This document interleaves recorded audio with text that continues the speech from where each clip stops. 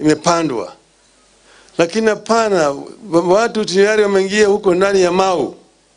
Mimi kila mara kwa mara napita pale na ile ndege ya helikopta. Hata leo nimepita huko. Najua pale watu wameingia huko ndani. Unasema unataka kuhifadhi mazingira na Mau inaenda. Mazingira gani unataka Brana Mohoro TV.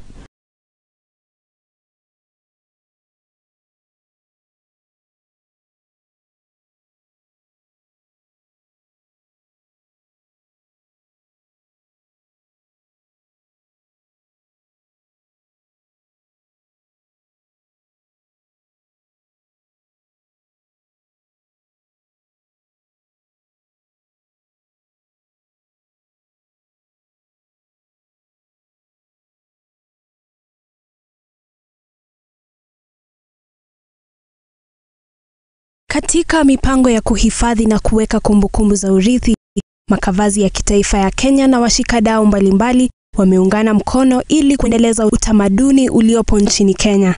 Mkutano wa kwanza wa kiamsha kinywa ulifanyika katika kaunti ya Kilifi, ulioshirikishwa na wadau na washirika. Akizungumza na washikadau katika mkutano huo, mkurugenzi wa maeneo ya kale na makaburi, Frederick Manthi, amesema kuwa uhifadhi wa utamaduni utaendeleza utalii nchini Kenya na kuleta nafasi za ajira kwa vijana. Yeah, so this particular initiative is aimed at encouraging different stakeholders to work with us, to partner with us in conserving and protecting our heritage for posterity.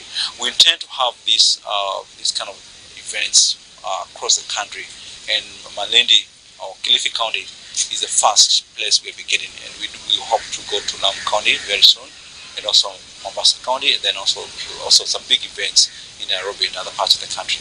Aidha, naibu gavana wa Kilifi Flora Chibule amewapongeza washirika kwa kuchagua kaunti ya Malindi kuanza mkutano wa kiamsha kinywa ambao umevutia washikadau wengi kujadili uhifadhi matukio ya kale.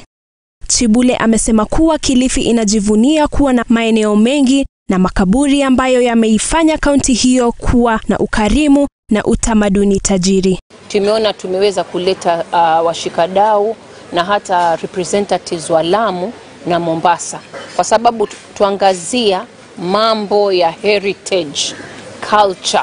Tuasema kuna sisi watu wetu lazima wajue walikotoka, na tusione haya kwa sababu ya western education ama western culture. Lazima sisi wenyewe tujijue twatoka wapi. Hadasa Crystal, runinga ya Look Up, Nairobi.